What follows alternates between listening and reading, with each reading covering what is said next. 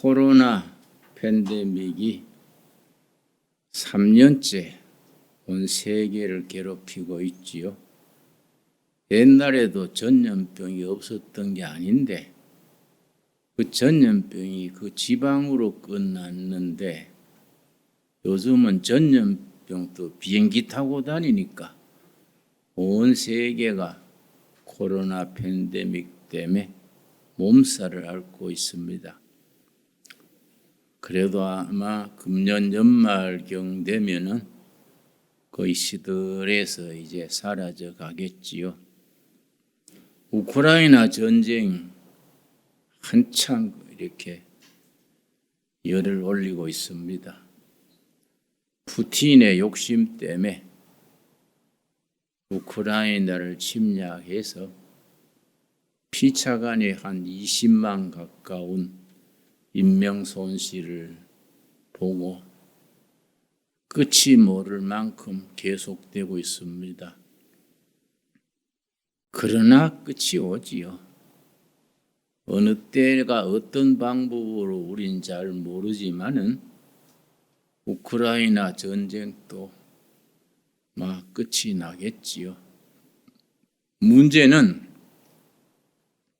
코로나 팬데믹 이후, 우크라이나 전쟁 이후 세계는 어떻게 달라질까? 그걸 질문을 해서 거기에 여러 가지 글이 나옵니다.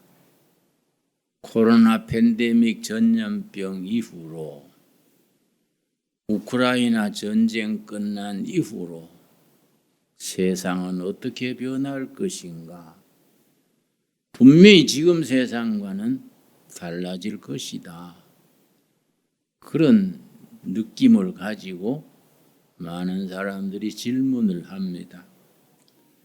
미국에 두 학자가 있는데 브루스 존스, 또 토마스 라이트 두 학자가 공동 글로 거기에 대해서 글을 써서 발표했습니다. 브루스 존스, 토마스 라이트 두 교수가 공동 기고문으로 우크라이나 전쟁 이후, 코로나 팬데믹 이후 세계는 어떻게 달라질 것인가? 거기에 대해서 아주 간결하면서도 의미 깊은 글을 썼습니다. 그 두 사람의 기고문의 핵심이 뭐냐 하면은 G7 시대는 지나간다. 동양의 일본을 포함한 서양의 6국가 G7 시대는 지나가고 브릭스 시대도 지나간다. 브릭스라는 것은 B는 브라질, R은 러시아, I는 인디아, 인도, C는 차이나, 마지막 S는 사우스 아프리칸, 아프리카 연방공화국. 아프리카에서는 제일 그나마 잘 사는 나라가 아프리카 연방공화국입니다. 그 시대가 지나간다는 겁니다. 브라질, 러시아, 인도, 중국, 남아연방공화국 시대가 지나가고 새로운 나라들이 등장한다. 그 새로운 나라 넷을 들기를 거츠 시대가 온다. 거츠. GUTS. 거스입니다. G는 독일, U는 USA, 미국, T는 터키, S는 사우스 코리아. 대한민국 시대가 우크라이나 전쟁 이후, 코로나 팬데믹 이후 세계사의 선두에서 주도력을 잡게 된다. 영어로는 이니시아티브, 세계를 이끄는 내 나라로 등장한다. 그렇게 한 서너 달 전에 그 글을 발표했는데 그 거스 시대에 대한 첫 번째 언급이 2012년, 딱 지금부터 10년 전이지요. 2012년에 미국의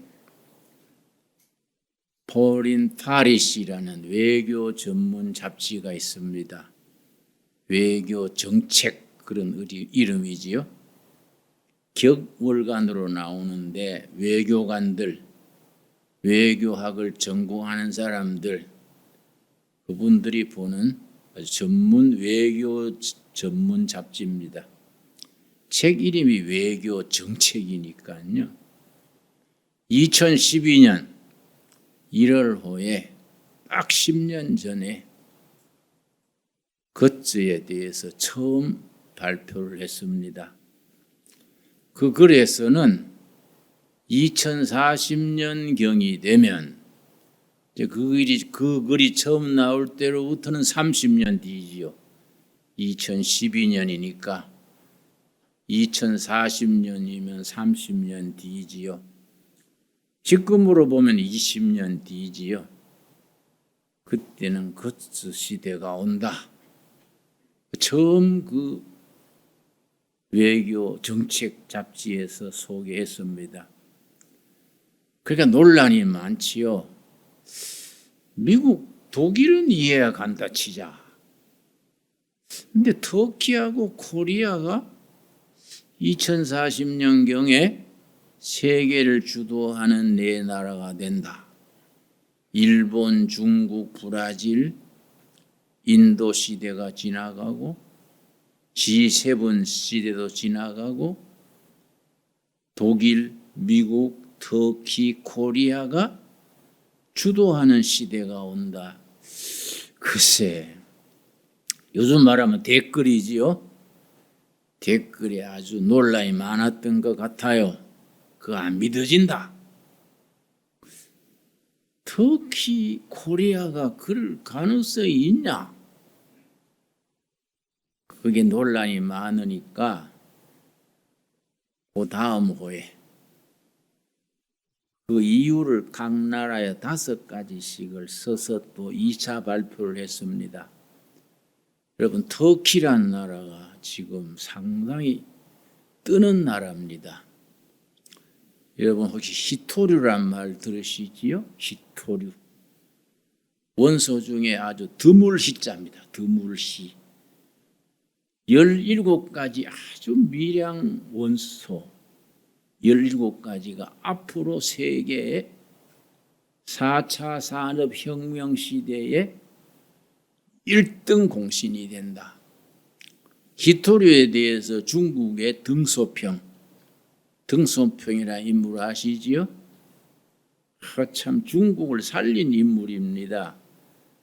모택동이 뒤에 문화혁명 정치를 잘못해서 중국이 한 3천만 명 굶어 죽었습니다. 1965년에서 75년 사이 한 10년 문화혁명을 일으켰는데, 예를 들어서 모택동이 문화혁명 때 중국에 세떼가 많아가지고 곡식을 먹어 치운다. 인민이 먹어야 할 곡식을 새가 다 먹어 치운다. 그래서 문화혁명 때 새 잡기 운동이 일어났습니다. 동네마다 농가마다 학생들 동원해가지고 들에 새를 다 잡는 거예요. 그래서 새를 막 엄청 잡아서 없앴는데, 새를 잡고 나니까 벌레를 먹을 새가 없는 거예요. 새를 그렇게 박살낸 뒤에 병충해가 막 뻗어가지고 그걸 새가 벌레를 잡아 먹어줘야 곡식이 되는데, 이 생각을 잘못한 거지요. 병충해가 너무 번져가지고 아주 농사 망쳤지요. 그 문화혁명이 그런 식으로 엉터리를 했습니다. 그러고 앞으로 중국이 잘 살려면은 제철소, 한국의 포항 제철소가 세계 유명합니다. 박정희 대통령이 일본의 청구권 자금 7억 달러를 받아가지고 그걸 제철소를 지었습니다. 다 반대했어요. 일본도 미국도 한국서도 야당이 다 반대했습니다. 근데 박정희 대통령이 참 성견지명이 있었어요. 앞으로 쇠는 미래의 쌀이다. 쇠가 있어야 자동차도 만들고 조선 또 배도 만들고 쇠가 있어야 된다. 그래서 일본의 청구권 자금과 제철소를 지었는데 그게 성공하니까 모택동이 후군 달았어. 콩만한 나라 코리아도 제철소에 성공하는데 우리 거대한 중국이 그런 거 없어도 되겠냐? 우리는 그런 거대한 제철소 짓지 말고 마을마다 제철소를 만들자. 옹기가마 같은 걸 만들어가지고 마을에 있는 쇠는 다 집어넣어가 제철소를 만든 거예요. 그걸 막 목표 달성 얼마 공산당 조직으로 지시하니까 책임량을 완수하려고 홈이고 꾀이고 쇠는 다 집어넣은 거예요. 쇠를 다 집어넣어가지고 마을마다 용광로 제철소를 만들었는데 농사철이 되니까 농기구가 없는 거예요. 제철소 다 녹여버려서. 그래서 문화혁명 때에 그 중국 천지 한 3천만 명이 굶어 죽었습니다. 그때 등소평은요, 지식분자라고 저 티베트 국경 지방에 귀양 갔어요. 티베트 국경 지방에 부수상 하던 사람이 말똥 치는 거예요, 말똥. 등소평이 키가 작습니다. 152cm인가 그래서 난쟁이 겨우 면한 정도인데 이 사람이 경륜이 있는 거예요. 보통 분이 아니에요. 말똥 치면서 생활합니다. 앞으로 중국을 위해서 내가 필요하다. 중국은 내가 있어야 된다. 내가 없으면 중국이 희망이 없다. 그런 사명감을 가진 거예요, 자기가. 그래서 그 부수상 하던 사람이 말똥 치면서도 얼마나 그 왕따 당하고 어렵겠습니까? 인내한 거예요, 인내. 말똥 치면서. 중국에는 내가 필요하다. 그러면서 앞으로 모택동 시대 지나가고 문화혁명 시대 지나가면 중국을 어떻게 건설해야 될까? 그걸 구상을 한 거예요. 아니라 다를까 75년 모택동이 딱 죽고 나니까 문화혁명이 완전히 사라졌지요. 그 나라가 난장판이 됐어요. 그때 등소평이 딱 권력자가 된 뒤에 다시 일으킨 겁니다. 그래서 지금 중국이 이만큼 사는 거는 등소평의 공로요. 근데 등소평이 뭐라 그랬냐면은 중동에 석유가 있다면은 중국에는 희토류가 있다. 등소평의 말이요. 앞으로 석유 시대는 지나가고 희토류 시대가 온다.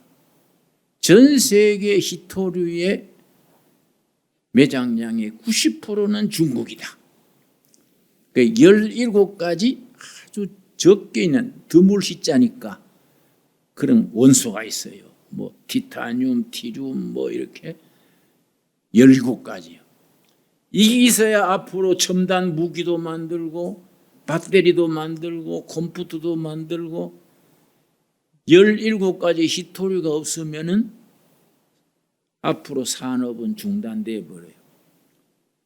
이게 90%를 중국이 공급하는 겁니다. 희토류를. 그 몇 년 전에 중국, 일본 간에 다툼이 있었는데 우리나라 사드 사태 같은. 그 중국이 기분 나쁘니까 좋다. 일본에 희토류를 수출 금하겠다.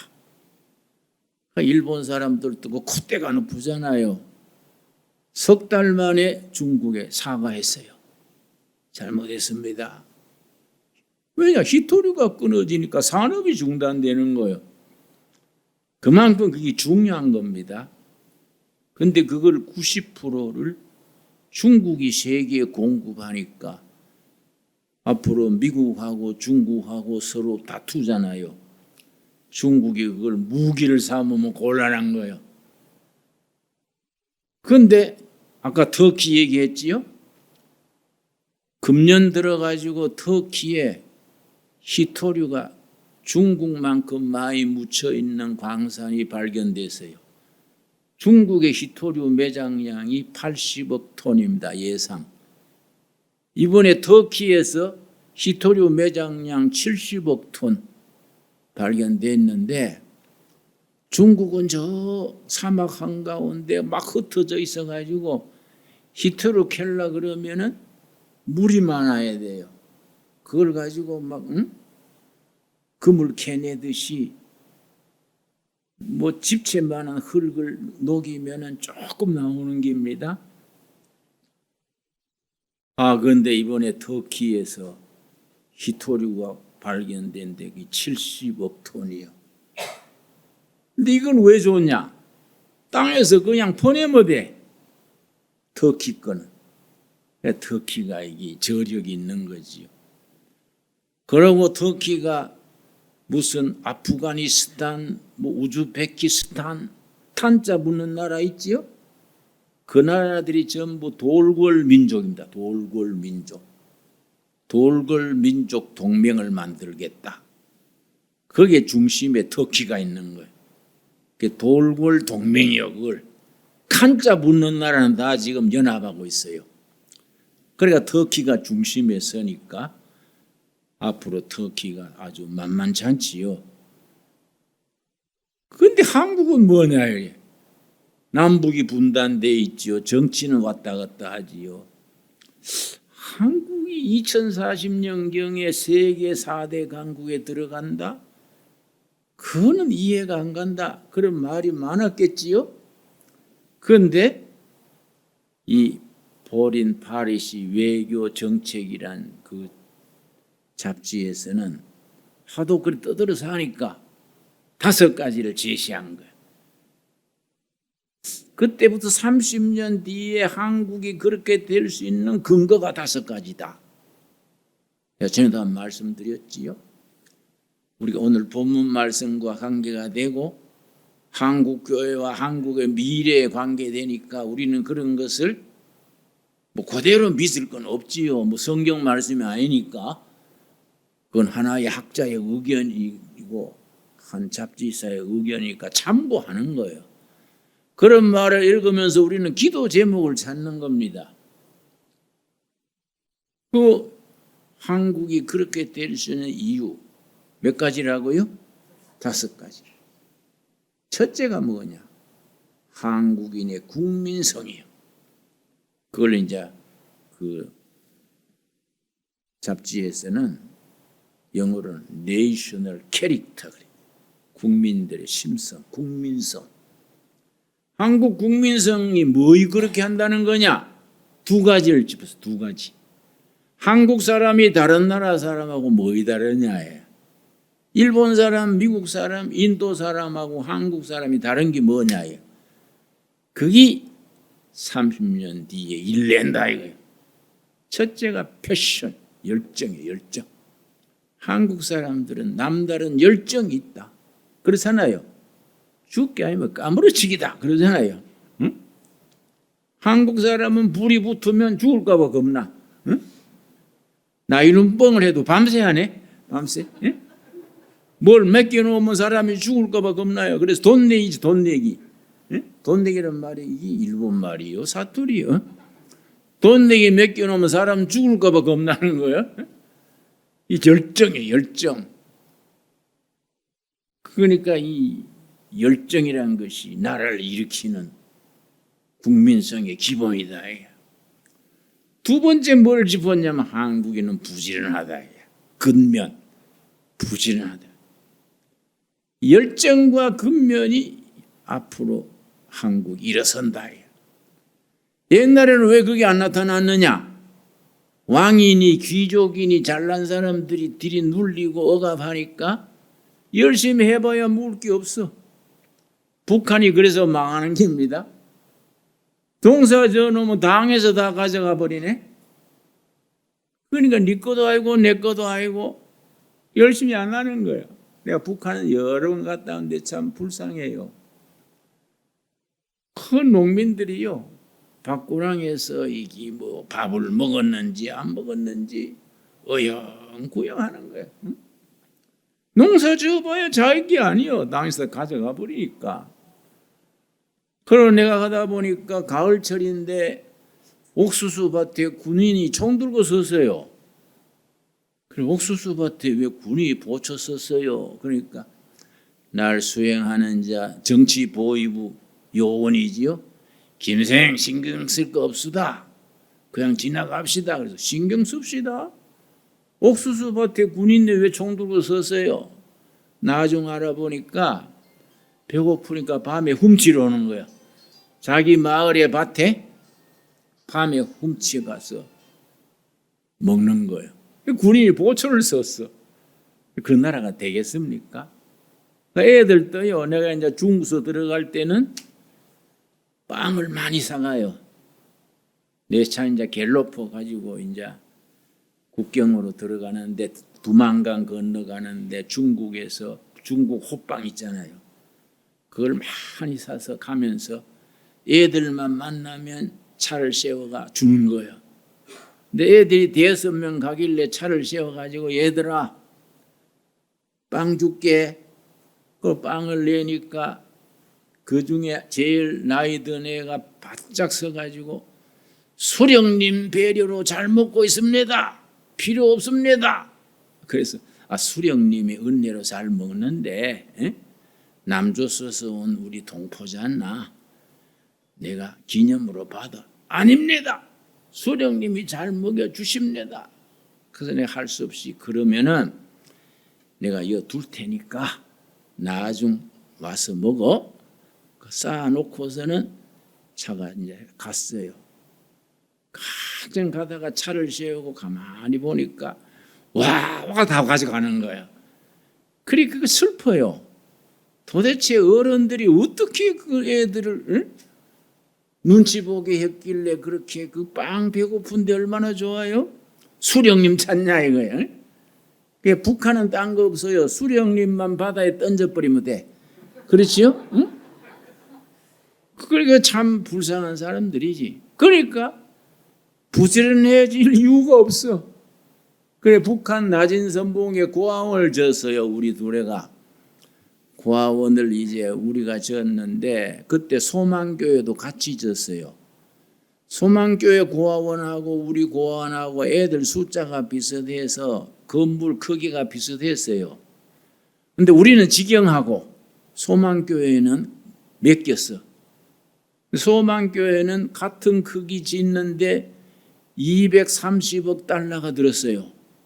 큰 돈이지요. 우리는 직영하니까 27만 불 들었어. 이건 뭐 10분의 1 정도밖에 안 되는 거예요. 왜냐? 소망교회는 돈 많은 교회라서 그런가? 거기 공산당 가는 대로 맡긴 거예요. 그래서 저거들이 갈라먹고 230만 달러. 우리는 중국 자재 사다가 직접 주었지. 그런데 미국 동포 한 분이 건설업 한 분이 책임자를 맡겼어. 그때만 해도 관계가 괜찮았으니까 미국 동포가 건설 책임자 맡겼는데 내가 가가지고 중간에 가가지고 물었지. 중국 미국 손 책임자한테 일들 잘합니까? 그랬더니 아이고 참 한심합니다. 북한 노동자 200명, 중국 노동자 90명, 290명이 짓는데 200명 일하는 게 중국 노동자의 절반도 안 됩니다. 그 90명이 하는 게 200명보다 2배 더 많이 하는 거예요. 그게 왜 그렇습니까? 그랬더니 아이고 아침 먹고 왔는지 뭐 먹고 왔는지 와가지고 2시간 하다가 점심 먹으러 가가지고 2시간쯤 오는데 어슬렁 와가지고 또 도대체 굶은 사람처럼 거리에 일하니 이게 업적이 생산성이 없는 거예요. 그래 내가 중국 노동자들은 그러면 생산성, 그걸 프로덕티비티 그래요. 어떻습니까? 했더니 한국 노동자들의 절반이나 될까요? 중국 노동자도 그렇게 시원찮은데 북한 노동자는 말도 안 되는 거예요. 왜냐?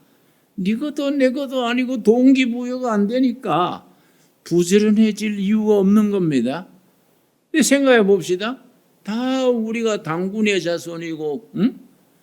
같은 동포인데 남한은 부지런한데 북한은 그럴 이유가 없잖아요. 다 당에서 수령님이 가져가 버리고 공산당 가져가니까 부지런해봐야 보람이 없어요. 그러니까 우리가 한국이 빨리 잘해가지고 북한 동포를 살려야 돼요. 우리 남한교회에 그런 책임이 있지요.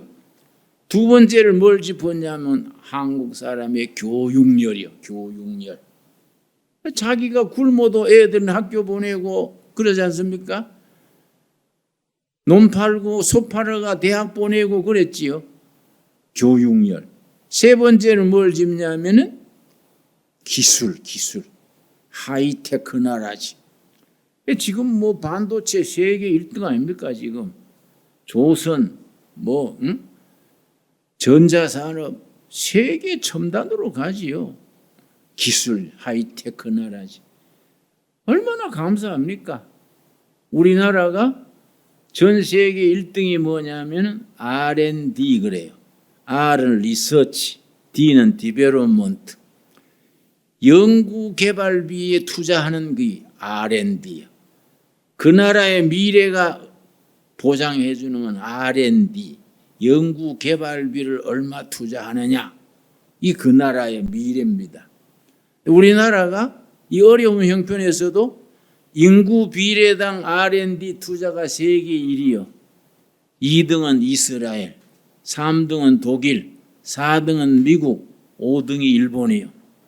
대한민국이 그만큼 기술 투자하는 것이 희망이 있는 겁니다. 뭐 긍지를 가지고 어깨 피고 삽시다. 그 옛날 비실비실 일본에 종살이하고 이런 시대는 지나간 거지요. 네 번째는 뭐냐면은 해외 동포들 700만, 186개국에 흩어져 사는 해외 동포들이 700만인데 이 사람들의 네트워크 그래, 네트워크. 그러니까 우리나라 IMF 났을 때 1997년에 그 김영삼 대통령 시절에 IMF 터져가지고 뭐 야단 났었지요. 공장이 서고 어려웠는데 미국 동포들이 얼마 모금해서 보냈냐면은 본국이 어려워졌다고 30억 달러를 미국 동포들이 모금해 보냈어요. 그때 30억 달러면 큽니다. 이 나라가 어려워지니까 해외 동포들이 돕는 거예요. 그 앞으로 해외 동포들 700만이 네트워크를 만들어 가지고 세계 인류 국가 되는데 뒷받침한다. 그래 우리나라에 온 해외 동포들, 중국 동포, 외국 노동자들 잘해줘야 돼요. 다섯 번째가 중요한 겁니다. 여기 요점이요. 프로테스탄트 처치, 개신교. 한국은 개신교가 앞으로 통일한국 시대에 세계 4대 강국에 들어가는 영적인, 정신적인, 도덕적인 기본을 제시한다. 해외에서는 한국 교회를 그렇게 높이 평가하는 겁니다. 왜 그렇게 판단하느냐? 지난 100년 역사에 교회가 한글 전용했지요. 옛날에 교회 서기 전에는 중국은 진문, 진짜 진문, 한국은 언문, 언자니 계집 여자 들어갑니다. 안학리 애들이나 읽는 글이지 양반 안 읽는다. 그래 언문이라 그랬어. 그런데 선교사들이 존 로스라는 목사가 처음 성경 번역하면서 순 한글로 성경을 찍었어요. 그게 선교사들이 한글 전용의 출발점이요. 그래서 선교사들이 띄어쓰기 했습니다. 영어처럼. 그전에는 띄어쓰기가 없었어요. 전부 달아서 썼는데 선교사들이 띄어쓰기하고 국민 성경을 다 한글로 적어가지고 읽게 했지요. 지금 세계적으로 한글이 얼마나 유망합니까? 지금 세계에서 한글을 제2국민, 제2외국어로 쓰는 나라가 일본어보다 더 많습니다. 우리가 독일어보다 더 많고 그만큼 한국 문화가 세계로 뻗쳐나가는 거예요. 그러고 병원 세우고 의료사업하고 학교 세우고 개신교가 지난 100년 동안 국민의 정신을 깨우치고 현대화하는 데 앞장섰다. 앞으로 100년도 마찬가지다. 한국 교회가 앞으로 100년간 통일 한국 시대에 우리 민족을 단합시키고 정신의 혼을 불어넣고 깨우치고 세계 선진국으로 가는데 프로테스탄트 철치가 중심 역할을 한다. 아멘 하세요? 응? 그러게 외국의 전문 외교 잡지가 그래 평가를 하는데 막상 우리 교인들은 그걸 잘 모르고 아이고 뭐 이래 믿어가 되겠냐, 우리 교회는 은혜 없어, 코로나 사태 뒤에 몇 명이나 올까, 뭐 근심이 많아. 이런 때 오히려 우리가 전화위복으로 준비를 하고 기도하고 다가오는 시대에 한국교회가 통일한국 시대에 7천만 동포들의 8천만 동포들의 영혼을 깨우는 정신적인 비타민이 된다. 그런 앰비션, 사명감, 긍지가 있어야 돼. 그렇지요? 그런데 우리가 가만히 생각을 해봅시다. 난 어제도 저게 둘레길 한 바퀴 이제 몇 사람하고 돌았는데 둘레길 돌면서 생각하는 거예요. 자, 외국에서는 전문 잡지들이 한국 교회를 그렇게 높이 평가하는데 지금 교회 목사들이나 교회 지도자들은 그런 생각을 못한다. 상당히 장래에 대해서 비관적이고 위축되어 있는 거예요. 하나님은 우리 교회를 쓰시려 하는데 막상 교인들은 거기에 기가 죽고 위축되어 있으면은 하나님이 사용하지 못하시지요? 이 중요한 거예요. 그러니까 우리가 둘의 온라인 교회, 신강 둘의 교회 교인들이 사명감을 가져야 돼. 우리가 앞장서자. 작지만은 덩치 크다고 힘 있는 건 아니지 않습니까? 다윗이 골리앗 쓰러뜨릴 때 뭐 칼로 창으로 뭐 요즘 말로 미사일로 쐈습니까? 길가에 돌멩이 5개 딱 물맷돌 가지고 던져서 골리앗 쓰러뜨렸지 않습니까? 작아도 하나님이 쓰시면 되는 겁니다. 그렇지요? 자꾸 겉으로 보기에 그 뭐 다윗이 물맷돌 그 길가에 반질반질한 돌 5개 그게 골리앗 쓰러뜨려가 나라를 바꿨잖아요. 그 우리 신앙이, 우리의 열정이, 하나님에 대한 충성이 우리나라의 희망이다.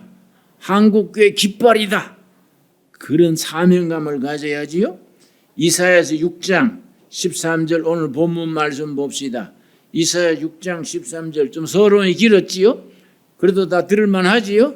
예. 한국교회는 프로테스탄트 철치는 이 나라가 30년 40년 뒤에 세계 선진국으로 발돋움할 수 있는 핵심이요. 핵심. 거기에 대한 우리가 확신을 가지고 사명감을 가져야 돼요. 그래서 우리가 신앙생활을 어떻게 하고 뭘 믿고 뭘 꿈꾸고 어디에 헌신하느냐가 우리 개인으로 끝나는 게 아니라니까. 한국교회의 미래고 나라의 미래고 통일 한국 시대에 이 민족의 희망을 줄 수 있는 그 비타민이요. 그렇지요? 자, 이사야 6장 13절 그 중에 10분의 1이 아직 남아있을지라도 이것도 황폐하게 될 것이나 밤나무와 상수리나무가 배임을 당하여도 그 다음 뭡니까? 그 그루터기는 남아있는 것 같이 거룩한 씨가 이 땅에 그루터기라 하시더라. 여러분 뒷산에 우리 단체랑 가봅시다. 뒷산 우리 둘레길 가면은 길가에 큰 오동나무를 비었어요. 오동나무를 비고 그루터기만 남았는데 그루터기에서 새싹이 난 거예요. 새싹이. 그루터기 빌 때는 오동나무가 필요 없다고 뵀겠지요? 벌레 먹고 나이 많이 드니까 필요 없다고 동두천 시에서 배웠어요. 내 옆에 잘 탐스러운 오동나무가 순으로 올라오는 거예요. 나는 그 오동나무 그루터기에 나오는 순을 보면요 가슴이 뛰어요. 야, 우리 두레마을 두레교회가 이 새순이 되자. 그루터기에 돋아나는 희망의 새싹이 되자. 여러분, 그 귀한 소망 아닙니까? 응? 그 그루터기를 보면 나는 아주 기분이 아주 상쾌하고 가슴이 뛰어요. 우리 13절 우리 한번 같이 읽겠습니다. 그 중에 10분의 1이 아직 남아있을지라도 이것도 황폐하게 될 것이나 밤나무와 상수리나무가 배임을 당하여도 그 그루터기는 남아있는 것 같이 거룩한 씨가 이 땅의 그루터기라 하시더라. 우리가 하나님이 쓰시는 거룩한 씨요, 세상 씨앗이 아니고 좀 먹고 벌레 먹은 씨가 아니라 거룩한 씨요, 하나님의 역사에 쓰임 받을 씨앗이요, 씨앗, 거룩한 씨앗이요. 이 거룩한 씨의 나중에 핵심은 거룩한 씨 예수 그리스도지요. 우리 예수 그리스도의 사람들로서 예수님의 줄에 선 우리도 거룩한 씨요. 그리고 새로운 시대를 준비하는 그루터기요. 참나무, 밤나무, 오동나무 다 비어서 그루터기만 남아도 그루터기에 희망이 있다 이야. 그루터기에 새로운 희망이 솟아난다 이야. 새 씨앗이 돋는다 이야. 그걸 다른 말씀으로는 남은 자가, 남은 자. 이사야서 10장 한번 보겠습니다. 응? 그걸 남은 자라 그럽니다. 11장 16절 말씀. 성경은요 읽고 읽을수록 무궁무진이야. 무궁무진. 응? 하늘나라 창고에 엄청난 진리가 가득 차 있는 걸 우리가 그때 기도하면서 뽑아서 쓰면 돼요. 자, 11장 16절. 그의 남아있는 백성, 남은 백성이지. 뭐 부패했네, 타락했네, 교회가 힘이 없네, 줄었네, 여러 소리 해도 아니다. 야. 남아있는 자가 있다. 야. 남아있는 자, 남은 자. 남아있는 백성 곧 아수르에서 남은 자들을 위하여 큰 길이 있게 하시되 이스라엘 애굽 땅에서 나온 날과 같이 하게 하시리라.